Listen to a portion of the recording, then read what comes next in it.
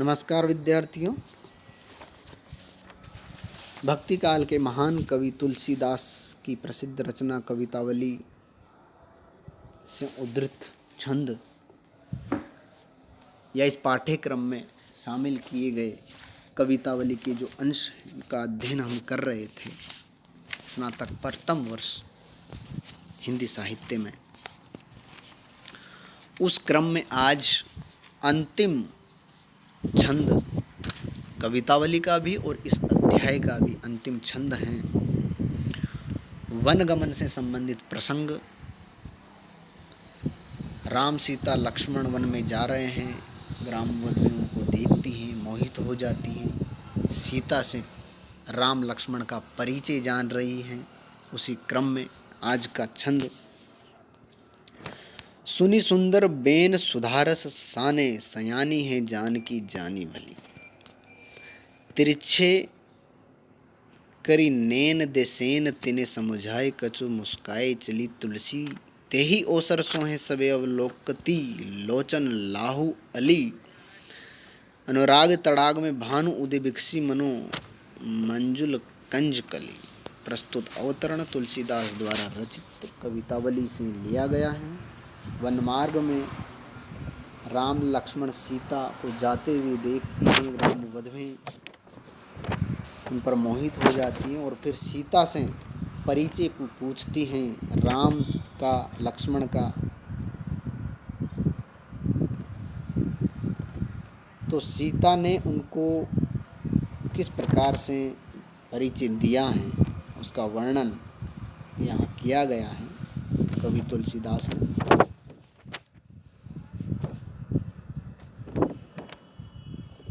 कवि तुलसीदास बता रहे हैं कि जब ग्रामवधुओं ने सीता से परिचय पूछा तो सीता जी समझ गई कि बहुत ही चतुर नारियां हैं। सुनी सुंदर बेन सुधारस साने, सयानी है जानकी जानी भली। जानकी ने सीता ने जान लिया भली प्रकार से कि ये बहुत ही सयानी स्त्रियां हैं। सयानी यानी चतुर हैं। सुनिया ने सुनकर, सुंदर बेन उनके सुंदर वचन, सुधारस साने सुधा रस से सने हुए, अमृत से सने हुए, अमृत के रस से सने हुए उनके मधुर वचनों को सुन करके सीता समझ गई। सीता ने जान लिया कि ये स्त्रियां, ये नारियां बहुत ही चतुर हैं, सयानी हैं, समझदार हैं। इसलिए जब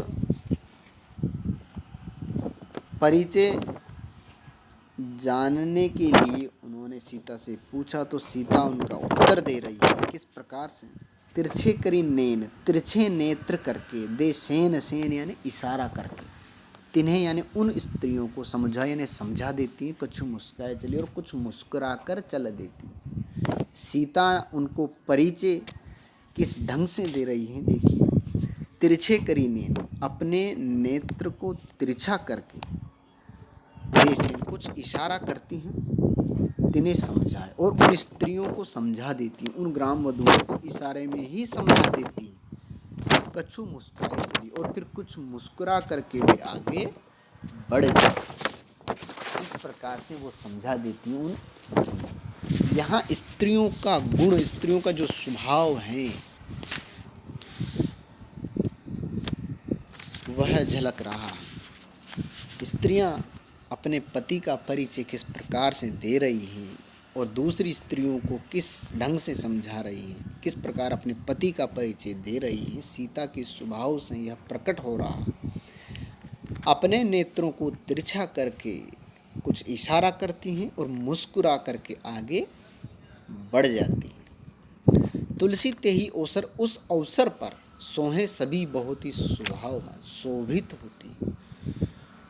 तुलसीदास बता रहे हैं कि उस अवसर पर सोहे सभी बहुत ही शोभायमान प्रतीत होती हैं, सभी बहुत ही सुंदर लग रही हैं। उस अवसर पर सभी बहुत अच्छी लगती हैं, देखने योग्य हैं। उनकी शोभा जो है वह देखने योग्य हैं, क्योंकि जिस प्रकार मुस्कुराकर वो संकेत से उनको परिचय दे रही हैं, वह प्रसंग, वह स्थिति, वह अवसर बहुत ही अच्छा, बहुत सुंदर है।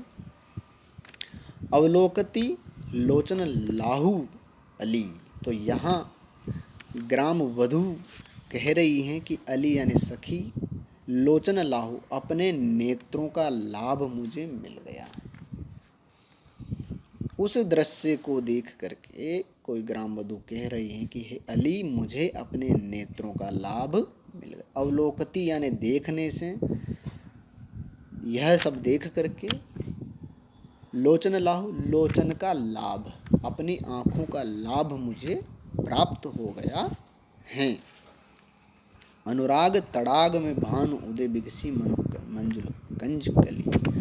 वह जो दृश्य था, वह जो स्थिति थी, वह ऐसी थी मानो, मनो यानी मानो, यहाँ उत्प्रेक्षा अलंकार है, संभावना प्रकट करी। उत्प्रेक्षा अलंकार द्वारा कवि उस स्थिति को बहुत सुंदर प्रकट कर रहा है। अनुराग तड़ाग में भानु उदय, वह दृश्य ऐसा लग रहा था मानो अनुराग तड़ाग, प्रेम के सरोवर में भानु उदय, सूर्य उदय हो गया, और बिगसी मनो मंजुल कंज कर, और उससे सुंदर, मंजुल यानी सुंदर, कंज कली, कमल की कली, बिगसी यानी विकसित हो गई, खिल गई। क्योंकि सूर्य के उदय होने से कमल खिल जाता है। तो यहाँ प्रेम के सरोवर में सूर्य के उदय होने पर सुंदर कमल की कली प्रस्फुटित हो गई हो, ऐसा अनुमान करता है कवि उस दृश्य को देख करके। यानी वह दृश्य ऐसा है मानो प्रेम के सरोवर में सूर्य के उदय होने पर सुंदर कमल की कली खिल गई हो, विकसित हो गई हो। अर्थात यहाँ सीता और जो ग्राम वधुएं हैं, उनका मुख कमल के समान खिल गया, प्रसन्न हो गया, और वह दृश्य बहुत ही सुंदर वहाँ उपस्थित हो गया। तो प्रसंग में सीता के द्वारा इशारों में, संकेतों में अपने पति का जो परिचय दिया गया है, वह भारतीय नारी के आदर्श को प्रस्तुत करता है। किस प्रकार भारतीय नारी अपने पति का परिचय देती है, वो सीता के द्वारा कवि ने प्रस्तुत किया है। और उस दृश्य को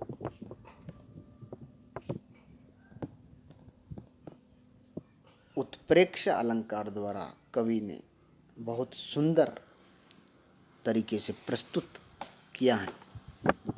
उत्प्रेक्षा अलंकार रूपक अनुप्रास का प्रयोग हुआ है, सवेय छंद है, भावानुरूप, उसकी गतियति, गेयता बहुत सुंदर बन पड़े हैं। धन्यवाद।